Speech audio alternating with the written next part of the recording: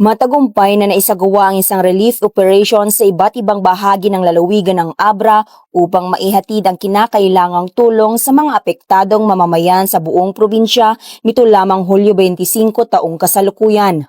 Pinangunahan ni Police Major Bede A. Dakiwas, Officer in Charge ng Abra Police Provincial Office, ang mga inisyatiba ng kapulisan sa pagtugon sa pangangailangan ng mga kababayan nating nasalanta ng bagyo sa iba't ibang bahagi ng probinsya, katuwang ang DSWD, SWAD Abra, BFP, MSWD, MDRRMC, mga volunteer groups at lokal na pamahalaan. Sa bayan ng Manabu, Abra, 20 pamilya mula Barangay Ayeng at Lusong ang tumanggap ng family food packs, hygiene kits at iba pang pangunahing pangangailangan.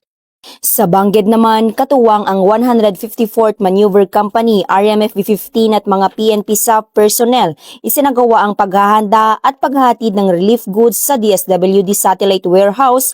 Nakiisa rin ang Bangged Municipal Police Station sa repacking ng grocery packs sa Municipal Hall kasama ang lokal na pamahalaan.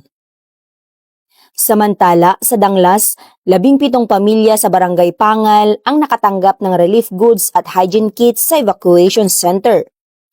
Ang mga hakbang na ito ay bahagi ng malawakang paghahanda ng buong probinsya para sa patuloy na relief operation sakaling lumala pa ang epekto ng bagyo o magkaroon ng panibagong kalamidad.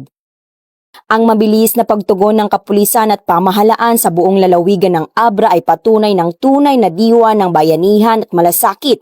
Muling pinatunayan na ang serbisyong publiko ay hindi lamang sa pagpapatupad ng batas, kundi sa pagbibigay ng pag-asa at tulong sa mga nangangailangan sa oras ng sakuna.